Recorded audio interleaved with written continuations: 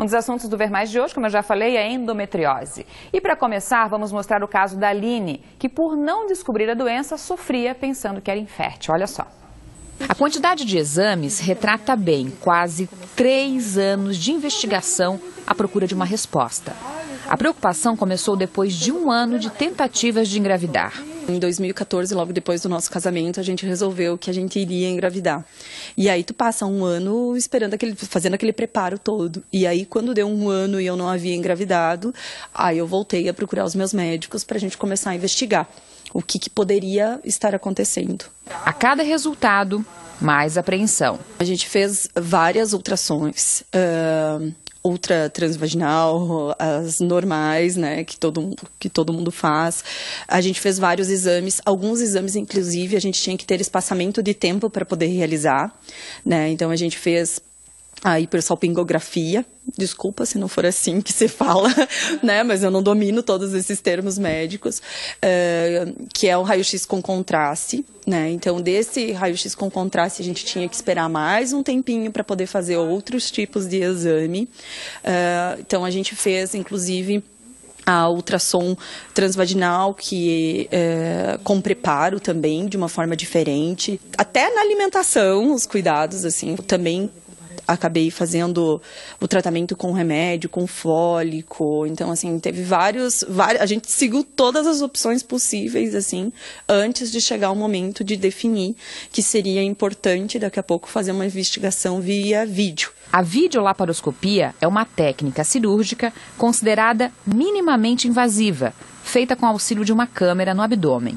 Durante a cirurgia, como nos exames não apontavam nada, eles até, eu lembro de algumas coisas vagas, assim, né? Até conversei depois com o anestesista para saber se isso é normal, se foi coisa do meu inconsciente. Eles falaram que sim, é normal, às vezes, tu ficar com essa coisa do que está acontecendo na sala de cirurgia. E eu lembro deles dizendo assim, achei, tipo, porque eles realmente fizeram uma investigação, não sei explicar direitinho, mas estava por trás, assim, do que esses exames que todos que eu fiz não iriam apresentar mesmo, não iriam mostrar. Então aí foi cauterizado. Eu lembro do momento em que daqui a pouco eu estava acordando e eles falaram, coloca mais anestesia, e aí colocaram mais anestesia. Então, assim, uma cirurgia que era para durar 30 minutos, durou mais de 3 horas, né? E nem eu acreditei quando eu acordei, assim, quando eu estava lá na sala de espera. E tava minha mãe lá comigo, assim, e eu, meu Deus, durou tudo isso. Aí a mãe, fica tranquila que acharam. Deu, era isso que eu queria ouvir. Foi realmente um alívio para o casal. Eu lembro que eu conversava com o Francesco, meu marido, e dizia assim, meu Deus, as pessoas precisam conhecer isso, porque em todos os exames que eu fiz, nada aparentou que eu tinha endometriose. Em nenhum momento aparentou isso, né? E às vezes existem casos que fica nítido ali, né? Faz uma ultrassom, já vê. E no meu caso não, então por isso que a gente partiu para vídeo sem saber se tinha ou não. E assim, logo depois, quando vem o meu primeiro ciclo, após a vídeo, nossa, eu não tive enxaqueca, eu não tive TPM, a quantidade, né, também durante o meu ciclo foi super tranquilo, foi super normal, assim, eu me senti leve. No momento de mais tensão, eu acho que a mulher passa durante o mês, né?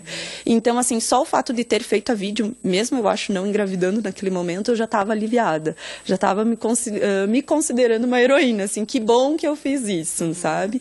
E aí, claro, contando também os dias para poder ver se isso ia ter resultado ou não, senão a gente ia partir para mais investigações. Mas não foi necessário. 6 meses depois da vídeo, o ciclo menstrual da Aline regularizou. E no mês seguinte, estava grávida.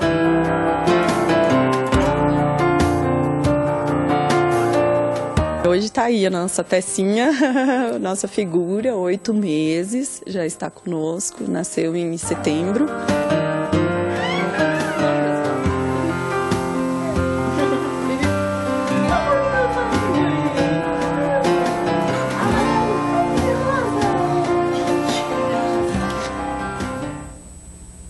Tá aí, Maria Antonella, coisa mais linda. Aline, muito obrigada por dividir sua história com a gente siga falando sobre esse assunto, né? A endometriose é uma doença que afeta cerca de 6 milhões de brasileiras. De acordo com a Associação Brasileira de Endometriose, entre 10% e 15% das mulheres em idade reprodutiva podem desenvolver a doença. E há 30% de chance de que elas fiquem estéreis. A doutora Simone Giroldi, que é ginecologista, está aqui comigo já para a gente conversar bastante sobre esse assunto. Doutora, muito obrigada por ter vindo. Obrigada. Venha à vontade aqui. Boa tarde. Boa tarde. Antes da gente até explorar, eu acho que o caso da Aline, né, que é um pouquinho talvez diferente das outras, mas a gente pode falar bastante sobre o que aconteceu com ela, eu gostaria que você me explicasse o que é endometriose, né? Boa tarde. Boa tarde. Então, eu trouxe um útero aqui para explicar, tá, o que é endometriose. Eu acho que tu podes apoiar na tua perna. Posso? Isso, que daí ele consegue explicar, mostrar direitinho. Então, o útero é esse formato de pera que tem aqui. Dentro do útero existe o endométrio, que é o que reveste esse útero, e quando a mulher tem o seu ciclo menstrual, vai acabar descendo esse sangue, descamando esse tapete que eu falo, né? É um tapete, né? E essa camada se desfaz quando você não engravida, né? Ela vai se desfazer e vai sair pela menstruação. E o que acontece com a endometriose? Algumas células desse tapete, ao invés de sair, ela passa pelas tubas uterinas e vai migrar para a cavidade abdominal, implantando em intestino, no peritônio, nos ovários, outros órgãos. Tem até relatos de órgãos como pulmão. Pelo sangue ela vai indo, pode ir para o pulmão, pode ir para o diafragma. Então, assim, é uma doença bem séria, né, e com bastante dificuldade diagnóstica. Nem sempre é tão fácil de achar o diagnóstico, tá? Mas, conforme essa implantação acontece, quando nos próximos ciclos você vai menstruar, você menstrua aquela parte que sai pela vagina e também aquelas outras partes onde está implantado o endométrio.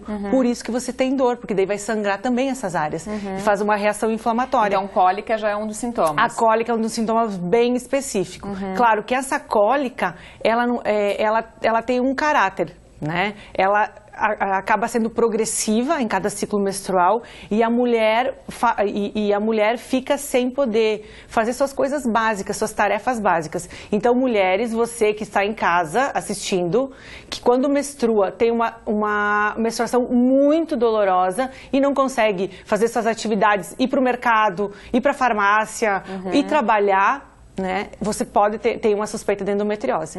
Além disso, dor na relação sexual, muito, muito importante, tá? A paciente tem dor na relação, a paciente fica infértil, algumas vezes ela não consegue engravidar, se tem endometriose.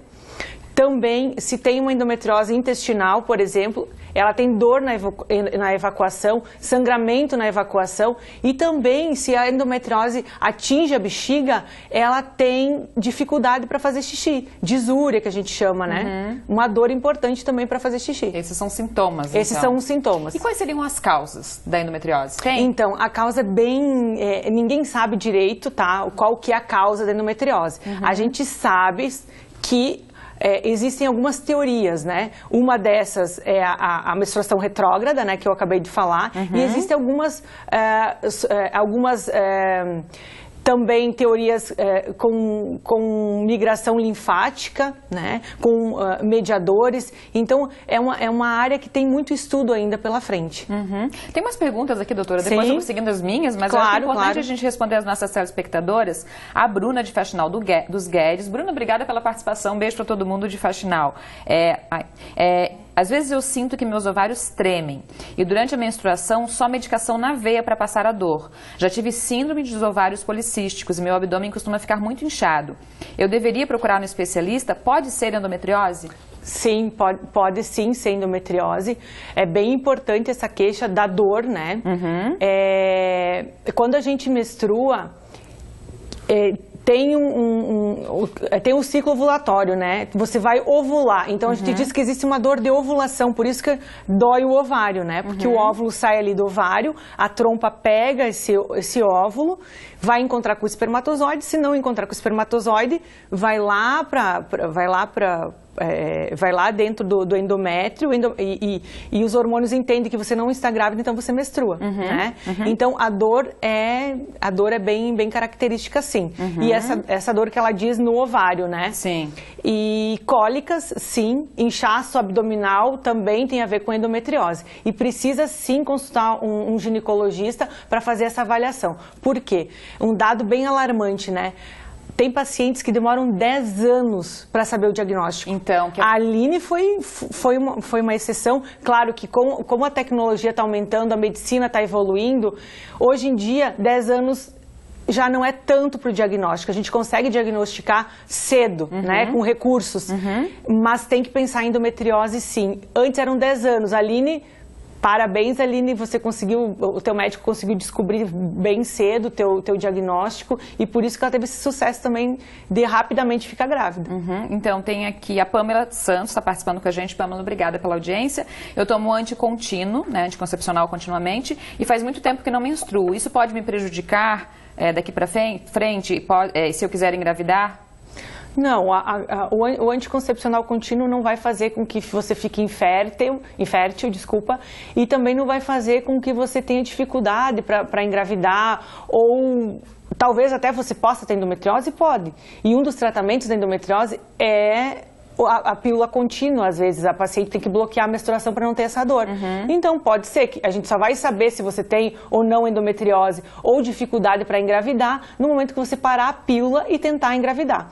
A gente costuma dizer que para casais jovens, né, até 1 ano é normal não engravidar. A paciente com mais de 33 anos, 34, hoje em dia 32 anos, até 6 meses a gente acaba fazendo investigação de infertilidade. E o que a Aline mostrou ali, a esterossalpingografia, é um dos exames que a gente faz para diagnóstico de infertilidade, porque a gente vai estudar a tuba uterina, né? Na endometriose, acontecem umas aderências nas tubas uterinas, né? Elas ficam com dificuldade de passar o óvulo e com dificuldade de passar também... Na prática foi isso. Então. De passar o espermatozoide. Então, o estudo da esterossalpingografia mostra a permeabilidade daquelas tubas, né? Então a gente, como a endometriose acaba fazendo essa aderência, tem essa dificuldade de passagem de espermatozoides para eles se encontrarem. Tá certo. Estão surgindo muitas perguntas, a gente vai voltar no outro bloco com a doutora, mas rapidamente essa pergunta eu acho que